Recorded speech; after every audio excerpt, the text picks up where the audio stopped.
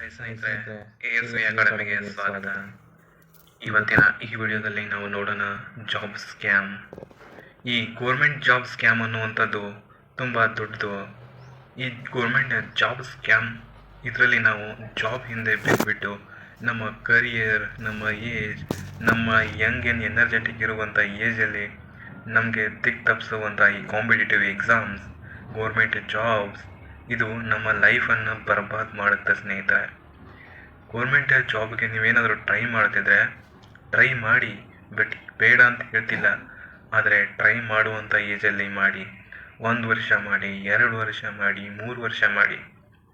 ಆಗಲಿಲ್ವಾ ಬಿಟ್ಬಿಡಿ. ಅದ್ರ ಹಿಂದೆ ಹಿಂದೆ ಬಿದ್ದು ಬಿದ್ದು ಬಿದ್ದು ನಿಮ್ಮ ಇಡೀ ಜೀವನನೇ, ನಿಮ್ಮ ಇಡೀ ಏಜನ್ನು ನೀವು, ಅಮೂಲ್ಯವಾದಂತಹ ಏಜನ್ನು, ಯಂಗ್ ಆ್ಯಂಡ್ ಎನರ್ಜೆಟಿಕ್ ಇರುವಂಥ ಏಜನ್ನು ನೀವು ಹಾಳು ಮಾಡ್ತಾ ಹೋದರೆ, ಆ ಜಾಬ್ ಹಿಂದೆ ಬಿದ್ದುಬಿಟ್ರೆ, ಗೋರ್ಮೆಂಟ್ ಜಾಬ್ ಹಿಂದೆ ಬಿದ್ದುಬಿಟ್ರೆ ನೀವು ಯಾವತ್ತೂ ಕೂಡ ಸಕ್ಸಸ್ ಆಗಕ್ಕೆ ಸಾಧ್ಯನೇ ಇಲ್ಲ ಸ್ನೇಹಿತರೆ.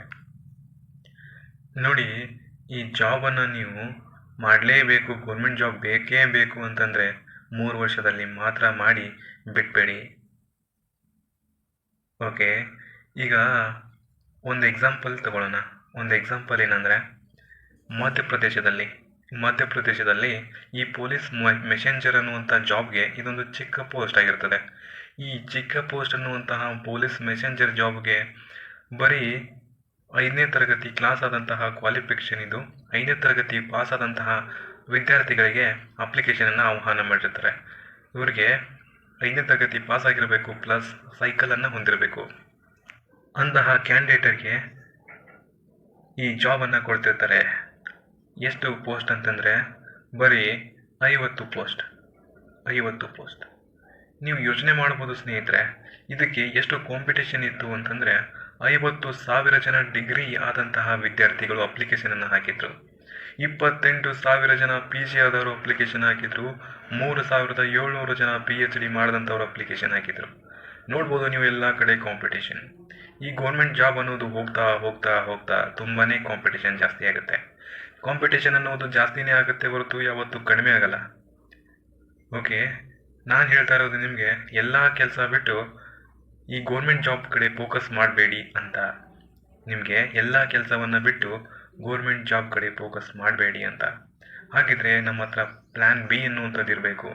ಈ ಕೆಲಸ ಇಲ್ಲ ಅಂತಂದರೆ ನಾನು ಬದುಕ್ಬೋದಲ್ಲ, ಈ ಕೆಲಸ ಇಲ್ಲ ಅಂದರೆ ನಾನು ಏನನ್ನು ಮಾಡ್ಬೋದು, ಏನನ್ನು ಮಾಡಿ ಬದುಕ್ಬೋದು ಅನ್ನುವಂಥದ್ದು ಪ್ಲ್ಯಾನ್ ಬಿನ ನಾವು ನೋಡ್ಕೋಬೇಕಾಗ್ತದೆ ಸ್ನೇಹಿತರೆ. ಈ ಪ್ಲ್ಯಾನ್ ಬಿ ಇಲ್ಲ ಅಂತಂದರೆ ಮನುಷ್ಯ ಸರ್ವೈವ್ ಆಗೋದೇ ತುಂಬ ಕಷ್ಟ ಆಗ್ತದೆ. ಹಾಗಿದ್ರೆ ಎಲ್ಲ ಕೆಲಸ ಬಿಟ್ಟು ನಾವು ಕಾಂಪಿಟೇಟಿವ್ ಎಕ್ಸಾಮ್ ಓದೋದ್ರಿಂದ ಆಗುವಂತಹ ಲಾಸ್ಗಳೇನು, ನಮಗೆ ಆಗುವಂಥ ನಷ್ಟಗಳೇನು ಅಂತ ನೋಡ್ತಾ ಹೋಗೋಣ. ಒಂದನೇದು ಈ ಲಾಸ್ ಆಫ್ ಟೈಮ್ ಆಗುತ್ತೆ. Loss of time. ನೋಡಿ, ನಮ್ಮ ಅಮೂಲ್ಯವಾದಂತಹ ಟೈಮನ್ನು ಈ ಕಾಂಪಿಟೇಟಿವ್ ಎಕ್ಸಾಮ್ಗೆ ಓದೋಕೆ ಕೊಡ್ತೀವಿ ಸ್ನೇಹಿತರೆ. 18ರಿಂದ 28 ವರ್ಷ. 18ರಿಂದ 28 ವರ್ಷದಲ್ಲಿ ನಾವೇನಾದರೂ ಅಚೀವ್ಮೆಂಟ್ ಮಾಡ್ಬೋದು ಪ್ರೈವೇಟ್ ಸೆಕ್ಷನಲ್ಲಿ. ಈ ಪ್ರೈವೇಟ್ ಕೆಲಸದಲ್ಲಿ ಸಿಕ್ಕಾಪಟ್ಟೆ ನಾವು ಬಿಸ್ನೆಸ್ ಮಾಡ್ಬೋದು, ಪ್ರೈವೇಟ್ ಸೆಕ್ಟ್ರಲ್ಲಿ ವರ್ಕ್ ಮಾಡ್ಬೋದು. ಅದೆಲ್ಲ ಬಿಟ್ಟು ಗೌರ್ಮೆಂಟ್ ಜಾಬ್ ಬೇಕು ಅಂತ 18ರಿಂದ 28 ವರ್ಷ ಹೊರಗಡೆ ಯಂಗ್ ಏಜ್ ನಮ್ಮದು ಹಾಳು ಮಾಡ್ಕೊತಾ ಇದ್ದೀವಿ ಸ್ನೇಹಿತರೆ. ನಮ್ಮದು ತುಂಬಾ ಟೈಮ್ ವೇಸ್ಟ್ ಆಗ್ತದೆ.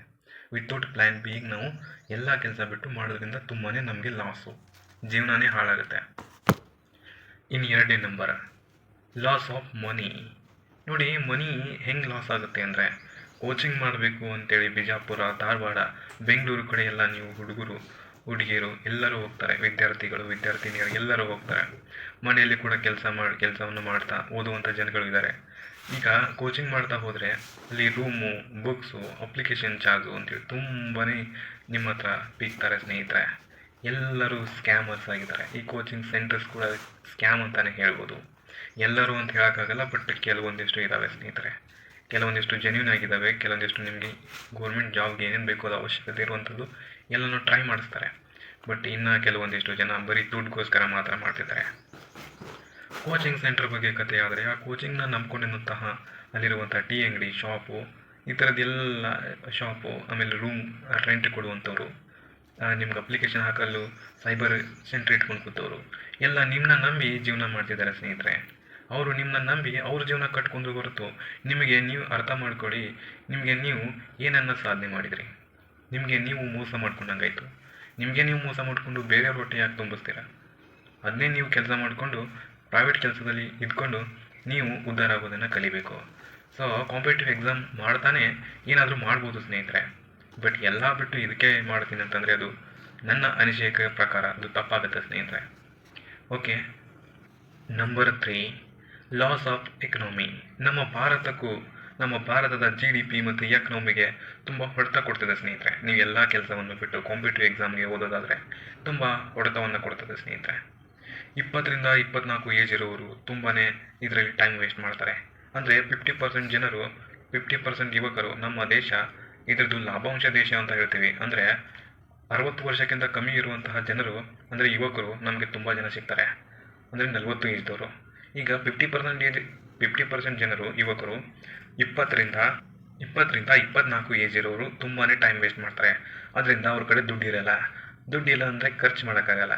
ಖರ್ಚು ಕಮ್ಮಿ ಮಾಡಿದರೆ ಅನ್ಎಂಪ್ಲಾಯ್ಮೆಂಟ್ ಇರ್ತದೆ. ಅನ್ಎಂಪ್ಲಾಯ್ಮೆಂಟಿಂದ ದುಡ್ಡಿಲ್ಲ ಅಂದರೆ ಖರ್ಚು ಮಾಡೋದಂದರೆ ನಮ್ಮ ದೇಶದ ಎಕನಾಮಿ ಫುಲ್ ಡೌನ್ ಆಗುತ್ತೆ. ನಮ್ಮ ದೇಶದ ಎಕನಾಮಿ ಕೂಡ ಲಾಸ್ ಆಗುತ್ತೆ ಸ್ನೇಹಿತರೆ ನಿಮ್ಮಿಂದ, ಅಂದರೆ ಕಾಂಪಿಟೇಟಿವ್ ಎಕ್ಸಾಮ್ ಓದೋರಿಂದ. ಬಟ್ ಓದಿ ಬೇಡ ಅಂತ ಹೇಳ್ತಿಲ್ಲ, ಯಾವುದೇ ರೀತಿ ಡಿಮೋಟಿವೇಶನ್ ಮಾಡ್ತಿಲ್ಲ. ಪ್ಲ್ಯಾನ್ ಬಿ ಇಟ್ಕೊಂಡು ಓದಿ. ಎಲ್ಲ ಕೆಲಸ ಬಿಟ್ಟು ಅದಕ್ಕೆ ಓದ್ತೀನಿ ಅಂತಂದರೆ ಬಟ್ ಸಕ್ಸಸ್ ಆಗ್ಬೋದು. ಸಕ್ಸಸ್ ಆದರೆ ಜೀವನನೇ ಗೆಲ್ಬೋದು. ಬಟ್ ಸಕ್ಸಸ್ ಆಗೋದು ತುಂಬ ಕಷ್ಟ ಇದೆ ಸ್ನೇಹಿತರೆ. ನೀವು ಅಕಸ್ಮಾತ್ ಸಕ್ಸಸ್ ಆಗಿಲ್ಲ ಅಂದರೆ 30 ವರ್ಷಕ್ಕೆ ಜಾಬ್ ತೊಗೊತೀರ ಎಲ್ಲಾದರೂ ಹೊರಗಡೆ ಪ್ರೈವೇಟಲ್ಲಿ. ಬಟ್ ಅದೇ ಸಕ್ಸಸ್ ಆದ್ರಿ ಅಂತ ಅಂದ್ಕೊಳ್ಳಿ, ನಿಮ್ಗೆ ಯಾರೂ ಹಿಡಿಯೋಕ್ಕಾಗಲ್ಲ. ಆ ಸಕ್ಸಸ್ ಹಿಂದೆ ತುಂಬ ಕಠಿಣ ಪರಿಶ್ರಮ ಬೇಕು ಸ್ನೇಹಿತರೆ. ಮತ್ತು ಒಂದು ಎಕ್ಸಾಂಪಲ್ ಕೊಡ್ತೀನಿ ನಿಮಗೆ. ಮೊನ್ನೆ ಕರೆದಿರ್ತಕ್ಕಂತಹ ವಿಲೇಜ್ ಅಕೌಂಟೆಂಟ್ ಎಕ್ಸಾಮ್. ಆ ವಿಲೇಜ್ ಅಕೌಂಟೆಂಟ್ ಎಕ್ಸಾಮಲ್ಲಿ ನೋಡ್ಬೋದು ನೀವು, ಇರೋದೇ 1000 ಪೋಸ್ಟ್. ಆ 1000 ಪೋಸ್ಟಿಗೆ ಅಪ್ಲಿಕೇಶನ್ ಚಾರ್ಜ್ ಅಂತೇಳಿ 750, 500 ರೂಪಾಯಿ. ಜನರಲ್ದವ್ರಿಗೆ 750, OBC ಅವ್ರಿಗೆ 500 ರೂಪಾಯಿ, SC/ST ಅವ್ರಿಗೆ 500 ರೂಪಾಯಿ, ಈ ಥರದ್ದೆಲ್ಲ ಚಾರ್ಜ್ ಇಟ್ಕೊಂಡು ಗೌರ್ಮೆಂಟ್ ಸಾಹುಕಾರ ಆಗ್ತಿದೆ, ಗೌರ್ಮೆಂಟ್ ಶ್ರೀಮಂತ ಆಗ್ತಿದೆ ಸ್ನೇಹಿತರೆ. ನೀವು ಬಡವರಾಗೆ ಇರ್ತಿದ್ದೀರ. ಆ ಅಪ್ಲಿಕೇಶನ್ ಚಾರ್ಜ್ ಹಾಳಾಗೋಗ್ಲಿ, ಅಟ್ಲೀಸ್ಟ್ ಜಾಬ್ ಆದರೂ ಸಿಗುತ್ತಾ? ಇಲ್ಲ. ಈ 1000 ಅಪ್ಲಿಕೇಶನ್ಗೆ ಎಷ್ಟು ಜನ ಅಪ್ಲಿಕೇಶನ್ ಹಾಕಿದ್ದಾರೆ ಅಂದರೆ 1000 ಪೋಸ್ಟ್ಗೆ 9 ಲಕ್ಷ ಜನ ಅಪ್ಲಿಕೇಶನ್ ಹಾಕಿದ್ದಾರೆ ಸ್ನೇಹಿತರೆ. ಓನ್ಲಿ ನಮ್ಮ ಕರ್ನಾಟಕದಲ್ಲಿ ಹೇಳ್ತಾ ಇದ್ದೀನಿ. ಈ 9 ಲಕ್ಷ ಜನ ಅಪ್ಲಿಕೇಶನ್ ಹಾಕಿದ್ರಲ್ಲ, 9 ಲಕ್ಷ ಜನದಲ್ಲಿ ಓನ್ಲಿ 1000 ಜನ ಮಾತ್ರ ಹೋಗಬೇಕು. ಎಷ್ಟೇ ಕಷ್ಟಪಟ್ಟರು 1000 ಜನ ಮಾತ್ರ ಕೆಲಸ ಸಿಕ್ತು. ಇನ್ನು ಉಳಿದವ್ರು ಏನು ಮಾಡಬೇಕು ಸ್ನೇಹಿತರೆ? ನೀವೇ ಸ್ವಲ್ಪ ಥಿಂಕ್ ಮಾಡಿ. ಈ ವಿಡಿಯೋ ಬಗ್ಗೆ ಏನು ಅನಿಸ್ತು ಅಂತ ಕೆಳಗಡೆ ಕಾಮೆಂಟ್ ಬಾಕ್ಸ್ನಲ್ಲಿ ತಿಳಿಸಿ. ಹಾಗೆ ನಿಮ್ಮ ಅಮೂಲ್ಯವಾದ ಅಭಿಪ್ರಾಯವನ್ನು ತಿಳಿಸಿ. ಈ ಗೌರ್ಮೆಂಟ್ ಜಾಬ್ಗೆ ಕಷ್ಟಪಡೋದು ತಪ್ಪಾ ಸರಿನಾ ಅಂತೇಳಿ ಕೆಳಗಡೆ ತಿಳಿಸಿ. ಯಾಕೆ ಸರಿ ಯಾಕೆ ತಪ್ಪು ಅಂತ ಕೆಳಗಡೆ ಕಮೆಂಟ್ ಬಾಕ್ಸ್ನಲ್ಲಿ ತಿಳಿಸಿ. ಎಲ್ಲರಿಗೂ ಕೂಡ ಧನ್ಯವಾದಗಳು.